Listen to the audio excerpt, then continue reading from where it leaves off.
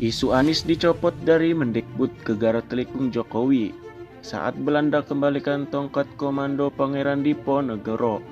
Presiden memang semula dijadwalkan hadir di acara di Galeri Nasional itu. Kemudian sehari dua hari sebelumnya, Presiden ternyata ada acara ke Filipina. Sehingga kegiatan yang semula harusnya dihadiri oleh Presiden menjadi diwakilkan kepada Mendikbud. Jadi saya mewakili Presiden menerima cakra. Artinya seizin Presiden. Ya, Jadi Anda tidak menelikung Presiden. enggak, karena itu saya mewakili di sini. Ada sebuah narasi yang menyebut bahwa Anies Baswedan dicopot dari kursi Mendikbud oleh Jokowi karena sejumlah hal. Ada yang menyebut Anies Baswedan dicopot dari kursi Mendikbud karena bermain-main dalam anggaran tunjangan guru dengan narasi kelebihan bayar.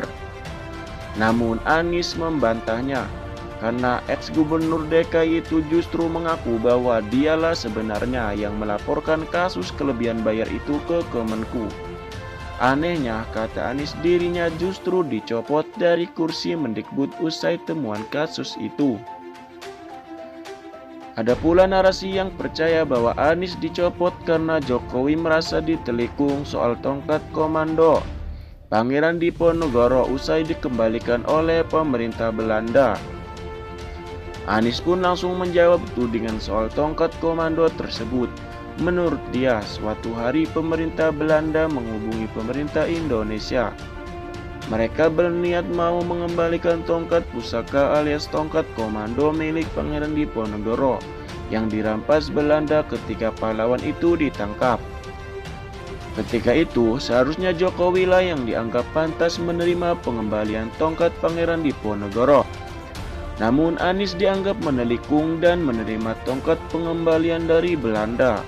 Sebab ada sejumlah pihak percaya, terutama bagi masyarakat Jawa, bahwa siapapun orang yang memegang tongkat komando pusaka itu, maka akan berpeluang untuk menjadi seorang pemimpin besar. Anies bercerita, ketika itu saat tongkat komando Pangeran Diponegoro dikembalikan, dirinya baru menjabat sebagai seorang Mendikbud. Saya cerita sedikit, ketika itu saya baru bertugas di Kemendikbud. Lalu ada kabar kedutaan besar Belanda akan mengembalikan cakra Pangeran Diponegoro. Pengembalian itu dilakukan secara rahasia, top secret, kata Anies di program Kick Andy. Karena sifatnya yang sangat rahasia, maka tak bisa diketahui oleh siapapun kapan pengembalian dilakukan dan sangat dijaga betul keberadaannya. Sebab ini tongkat komando.